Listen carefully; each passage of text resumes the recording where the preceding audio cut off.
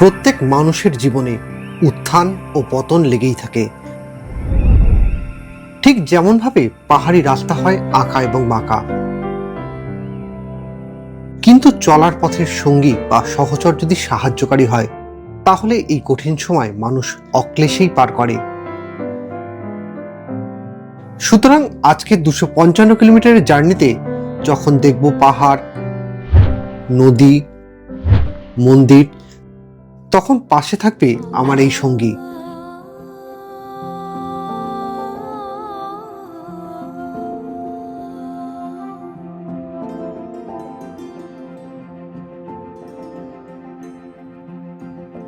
আর সহচরও থাকছে কে? আমাদের এই ট্রাভেল ডেস্টিনেশনস উইথ অভিকের পরিবার। তাহলে চলুন আজ তিনজনে মিলে জার্নিটাকে অবিস্মরণীয় করে তুলি। আর আজকের দিনটা শুরু করি বাঙালির সেই প্রিয় সিমলার কালীবাড়ি থেকে।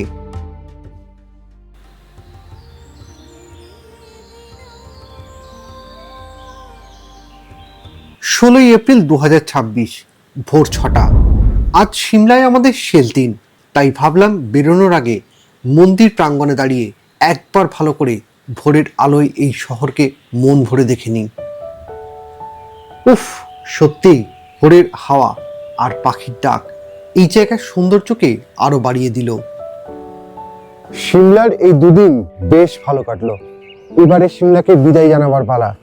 এসে গেছি মায়ের মন্দির চত্বরে। যাওয়ার আগে মায়ের একবার দর্শন করতে।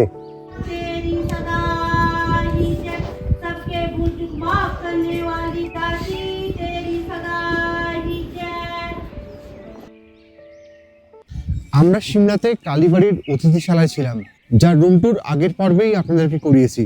যারা দেখেননি তারা দুদিনের সিমলা ট্যুর প্ল্যানটা দেখে নেবেন। ঝটপট যাই, এবারে তাড়াতাড়ি রেডি হতে হবে। আধ ঘন্টার মধ্যে বেরোতে হবে। ড্রাইভার অলরেডি দুবার ফোন করে দিয়েছে। ফাইনালি রেডি হয়ে বেরিয়ে পড়েছি একটা জমজমাট রোড ট্রিপের জন্য। আমাদের গাড়ি এবং ড্রাইভার দুজনেই রেডি। তাহলে আপনারাও রেডি হয়ে যান সিমলা থেকে মানালির পথের নৈসর্গিক শোভা উপভোগ করার জন্য। সাথে থাকছে আরো অনেক কিছু। চলুন এগোনো যাক।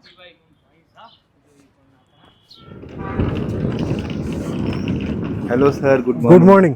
क्या नाम है आपका? मेरा विक्की। তো আগামী 5 দিনের জন্য ওই কিন্তু আমাদের সঙ্গে থাকছে আর আমাদের পুরো রোড ট্রিপের সারথি। চলুন।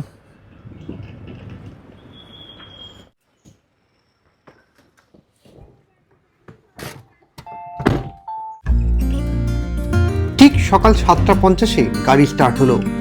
এবারে দেখার বিষয় গন্তব্যে কখন পৌঁছাবো। গুগল ম্যাপ অনুযায়ী সিমলা থেকে মানালির সময় লাগে 6 ঘন্টা 10 মিনিট মতো। কিন্তু ধীরগতির এই পাহাড়ি জীবনযাপন আমার দৌড়ানোর গতিতেও লাগাম পরিয়ে দিয়েছে। তাই মানালি জলদি পৌঁছাবার কোনো তাড়া নেই, কিন্তু পথের টুরিস্ট প্লেসগুলো দেখার একটা থ্রিল তো অবশ্যই আছে। সিমলার তাপমাত্রা এখন 16 ডিগ্রি সেন্টিগ্রেড। অসুবিধা হচ্ছে না, যেহেতু দুদিন এখানে থাকা হয়ে গেছে। বডি খুবই ভালো করে টেম্পারেচারকে অ্যাডাপ্ট করে নিয়েছে। ঠিক এই কারণেই চণ্ডীগড় থেকে মানালি ডিরেক্ট গেলে হয়তো সময়টা বাঁচবে, কিন্তু টেম্পারেচার ডিফারেন্সের জন্য শরীর খারাপের চান্সটাও কিন্তু থেকে যায়। এবারে বলি ড্রাইভারের কথা। ড্রাইভার কোথায় পেলাম? মল রোডের ক্যান্ডেল পয়েন্টের কাছে অনেক ড্রাইভারই আপনার কাছে অ্যাপ্রোচ করবে। সেই সূত্রেই আমরা নিজের ড্রাইভারকে খুঁজে পেয়েছি। আমরা অফ সিজনে গেছিলাম। আমাদের দিন প্রতি গাড়ির ভাড়া পড়েছে 2500 টাকা করে। তবে অল সিজনে রেটটা একটু বেড়ে যায়। সব সময় নেগোশিয়েট করবেন। আমি ড্রাইভারের নাম্বার ডেসক্রিপশনে দিয়ে দিচ্ছি, আপনারা চাইলে ওনার সঙ্গে যোগাযোগ করে নিতে পারেন। এই ইনফরমেশনটা নোট করার চক্করে আবার রাস্তার সিনিক বিউটিটা কিন্তু মিস করবেন না। পাইন, দেওদার এবং ওকের বনানী, আর দূরে থাকা দিগন্ত বিস্তৃত হিমালয়ের শৃঙ্গরাজি। এই সবুজের সমারোহ আর ফ্রেশ এয়ার কাকে বলে, পাহাড়ে ঘুরতে গেলে তার আভাস পাওয়া যায়।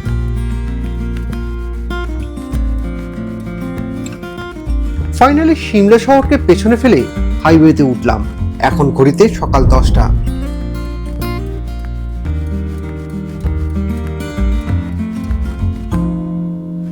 গাড়ি এবং ঘড়ির কাঁটা একই ছন্দে দৌড়াতে লাগলো। দেখতে দেখতে পৌঁছে গেলাম আজকে সাইট সিনে আমাদের প্রথম স্পটে। ফাইনালি 4 ঘন্টা 10 মিনিট জার্নির পর দুপুর 12টার সময় এসে পৌঁছালাম হিমাচল প্রদেশের মান্ডি জেলার একটা ছোট্ট পাহাড়ি জনপদ, যার কোনো এক সময় নাম ছিল সুকেত। এই নামের অর্থ হলো সুশোভিত ক্ষেত্র।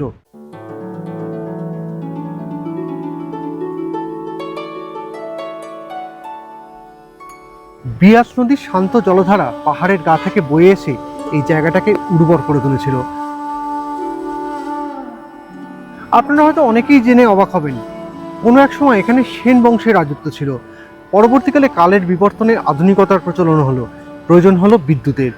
সে কারণে বিয়াস এবং শতদ্রু এই দুই নদীর উপর বাঁধের নির্মাণ হলো। বিয়াস নদীর শান্ত জলধারা ক্যানেল এবং টানেলের মাধ্যমে এখানে নিয়ে আসা হলো। জায়গাটা হয়ে উঠল সবুজ সবুজ প্রকৃতি, এবং মাঝখানের এই নীল জলধারা এই জায়গাটাকে আরো সুন্দর করে তুলল। জায়গার নাম দেওয়া হলো সুন্দরনগর, আর এই লেকের নাম দেওয়া হলো Sundarnagar lake. Necessity is the mother of invention, তার প্রকৃষ্ট উদাহরণ এই শহরটা। এই নিঝুম নীল জলরাশির বাঁধে বসে অনেকক্ষণ পুরনো দিনের গল্প করলাম এবং স্মৃতির পাতায় ধরে রাখার মতো একটা সময় কাটালাম। বাড়ি থেকে নিয়ে আসা লিট্টি খেয়ে সকালে বেরিয়েছিলাম। আর সুন্দরনগরে কিন্তু বেশ ভালো গরম আছে, যে কারণে একটু ঠান্ডা কিছুর প্রয়োজন ছিল। আর এই আখের রসের পরিপূরক ঠান্ডার জন্য আর কিছু হতে পারে না। 30 টাকা দামটা একটু বেশি, এবারে কিছু করার নেই, খেতে এটাই হবে। রিফ্রেশ হতে না হতেই আমাদের গাড়ি এসে গেল। সুন্দরনগরে বেশ একটা কোয়ালিটি টাইম কাটালাম। এবারে দেখার বিষয় আগে কি হয়। এই সুন্দর উপত্যকার মধ্যে দিয়ে আবার পথ চলা শুরু হলো। প্রায় 5 ঘন্টা জার্নি কমপ্লিট করলাম, কিন্তু এইরকম রাস্তা হলে ক্লান্তি কি আর লাগতে পারে? যেদিকেই চোখ ঘোরাই সেদিকেই একটা ল্যান্ডস্কেপ পাই।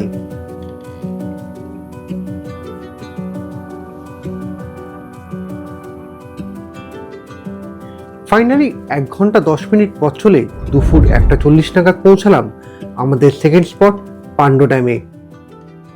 এর আগে আপনাদেরকে বলেছি যে ইলেকট্রিসিটির প্রয়োজনের জন্য বা বিদ্যুতের প্রয়োজনের জন্য বিয়াস এবং শতদ্রু নদীর ওপর বাঁধের নির্মাণ হয়েছিল। এই মুহূর্তে আমি আছি পান্ডো ড্যামে, যেটা কিন্তু বিয়াস নদীর ওপরেই তৈরি হয়েছে। এরকম সুন্দর প্রকৃতির মাঝে বেশ অনেকক্ষণ সময় কাটিয়ে ব্যক্তিগত জীবনের যাবতীয় সমস্যা কিন্তু আমার মাথা থেকে বেরিয়ে গেল। ফলস্বরূপ অনেক রিল্যাক্সড আর হালকা ফিল করছিলাম। তাহলে আমি কি এটা খুব ভুল বললাম?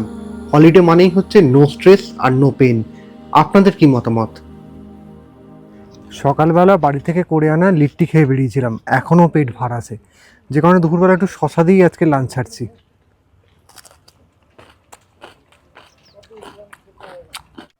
এখান থেকে রাস্তার সৌন্দর্য কিন্তু আরো 2 মাত্রা বেড়ে যাবে। চলুন এগোনো যাক।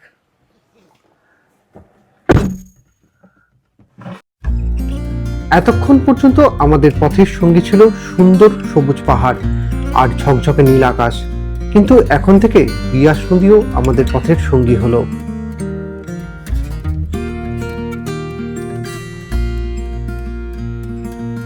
আমি বরাবরই ঘুরতে ভালোবাসি, আর তাতে কোনো বাজ বিচার নেই। তবে আজকের এই ট্যুরটা একটু বেশিই ভালো লাগছে, কারণ আমি ট্রাভেল করছি পাহাড় প্রেমী পাগলের সঙ্গে। আর সেই এক্সাইটমেন্টটা মুখের হাসি থেকে শুরু করে চোখের মনি অবধি প্রকাশ পাচ্ছে, আর সেটা দেখে আমার নিজেরও খুব ভালো লাগছে। আশা করি আপনাদের মধ্যে যারা পাহাড় ভালোবাসেন তারাও কিন্তু এই ট্যুরটা খুব এনজয় করছেন। সময় এখন আমরা মান্ডি জেলা থেকে প্রবেশ করলাম কুলু জেলাতে, আর এখানে চলে এসেছি মা হানুকি মাতা দর্শন করতে। টুরিস্ট হোক বা সাধারণ মানুষ, সবার কাছে কিন্তু এই মন্দিরে দর্শন কম্পালসারি। চলুন মা হানুকিকে দর্শন করুন। পাহাড়ি অঞ্চলের জন্য এখানে ল্যান্ডস্লাইড তো খুবই কমন, তাতে যানবাহনের ভীষণ সমস্যা হয়, এমনকি প্রাণেরও ক্ষতি হয়ে থাকে। তাই এখানকার মানুষ বিশ্বাস করেন মা শক্তি এই বিপদ থেকে এনাদেরকে রক্ষা করবে, আর সে কারণে এখানে মা শক্তির 3টি রূপেরই পুজো হয়। এপারে যে মন্দির আছে সে মন্দিরে হয় মা লক্ষ্মীর পুজো, আর ওপারে যে 2টো মন্দির আছে সে মন্দিরে হয় মা সরস্বতী এবং মা কালীর পুজো। এই 2 মন্দির 2 পাহাড়ে অবস্থিত, আর মাঝখান থেকে বয়ে চলেছে বিয়াস নদী।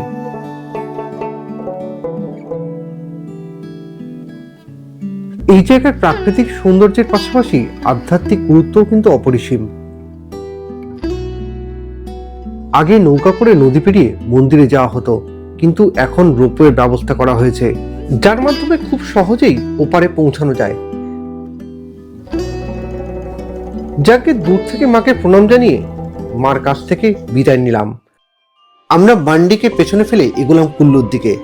আর প্রথমেই যেটা চোখে পড়লো, দূরে থাকা এই বরফাবৃত পাহাড়।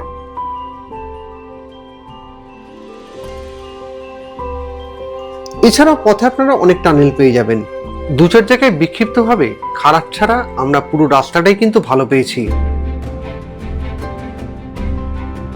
এই পাহাড়ের মাঝে রাস্তাটা জাস্ট দেখুন, চমৎকার। একবার তো মনে হচ্ছিল গাড়ির স্টিয়ারিংটা নিজের হাতে নিয়ে নিই। আমরা সবাই তো জানি সমুদ্রের ল্যান্ডস্কেপ একরকম, পাহাড়ের ল্যান্ডস্কেপ আবার সম্পূর্ণরূপে আলাদা। ঠিক একই রকম ভাবে মরুভূমির ল্যান্ডস্কেপও আলাদা, আবার একই রকম ভাবে জঙ্গলের ল্যান্ডস্কেপটা সম্পূর্ণ আলাদা। কিন্তু সিমলা থেকে মানালির এই যে রাস্তা, এর প্রতিটা বাঁকে যেন ল্যান্ডস্কেপের পরিবর্তন হয়। এটা এক যাত্রাতেই বিভিন্ন রকমের ল্যান্ডস্কেপ দেখার সুযোগ কিন্তু আপনার হবে। সিমলার পাহাড় ছিল পুরো সবুজে মোড়া, আর এই কুলুর পথে আমরা রুক্ষ সূক্ষ্ম পাহাড় পেয়েছি। অবশ্য কিছু পাহাড় বরফেও মোড়া পেয়েছি। যত নিচে যাচ্ছি পাহাড়ের আকৃতি ততই বেড়ে চলেছে।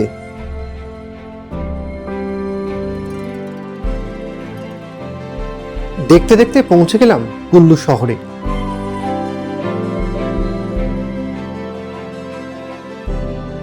ঘড়ি বলছে সময় এখন বিকেল 3:35। পৌঁছে গেছি কুলু শহরের শালের দোকানে। চলুন ঘুরে নিই।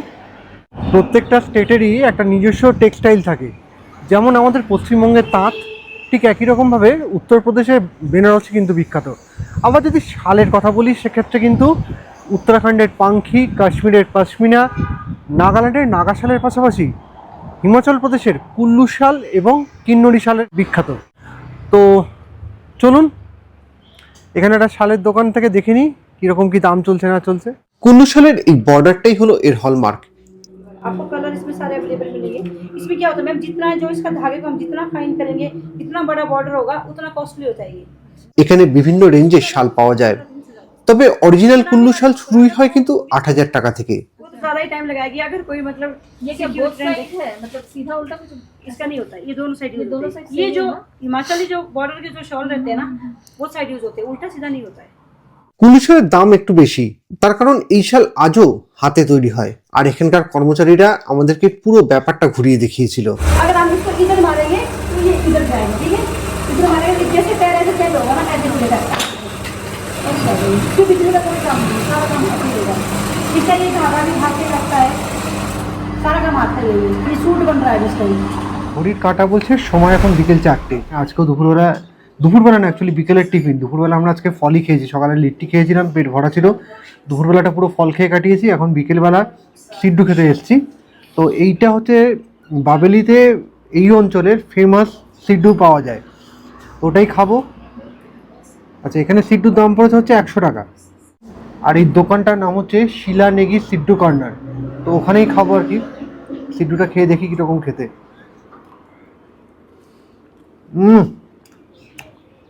এটা সত্যিই ভালো খেতে, সত্যিই ভালো খেতে, একটু জল মেশাচ্ছি না।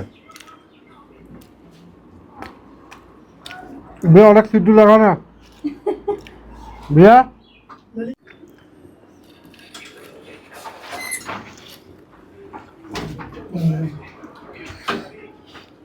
একটা খেয়ে মন ভরলো না, আর একটা অর্ডার দিলাম। মানালি আসার পথে এই জায়গায় কিন্তু সিড্ডু খেতে একদম ভুলবেন না।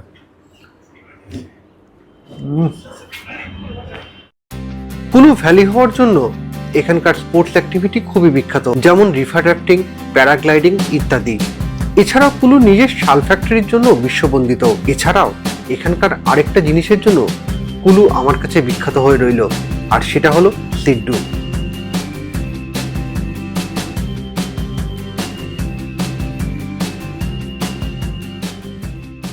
সারাদিন তো অনেক ঘোরাঘুরি হলো, কুল্লুতে শালও দেখা হলো, আর তার সঙ্গে এখানকার স্থানীয় হিমাচলীয় খাবার সেটাও খাওয়া হলো।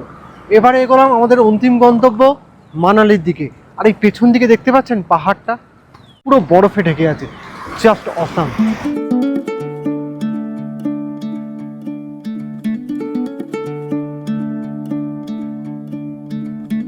সিমলার উচ্চতা ছিল ৭,২০০ ফুট। সেখান থেকে নেমে গেলাম মান্ডিতে, যার উচ্চতা ৩,৮৫২ ফুট। আবার সেখান থেকে উঠলাম ৪,২০০ ফুট উচ্চতার কুল্লুতে, আর শেষমেশ আজ পৌঁছাবো ৬,৩০০ ফুটের মানালিতে।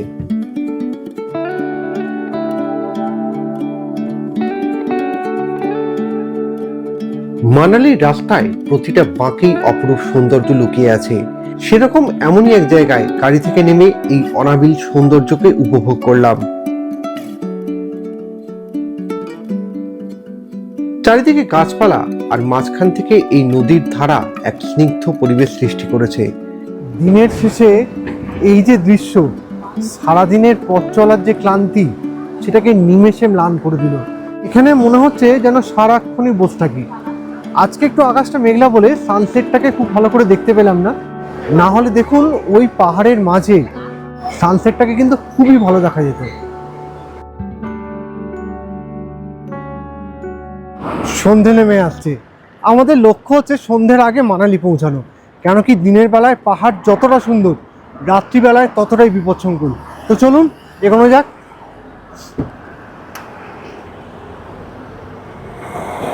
ভैया चलिए।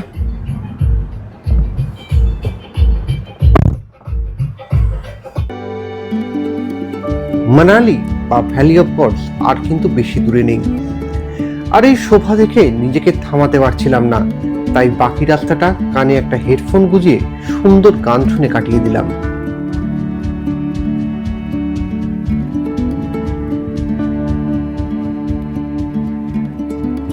সিমলা থেকে মানালি গুগল ম্যাপ অনুযায়ী পৌঁছতে সময় লাগে 6 ঘন্টা মতো।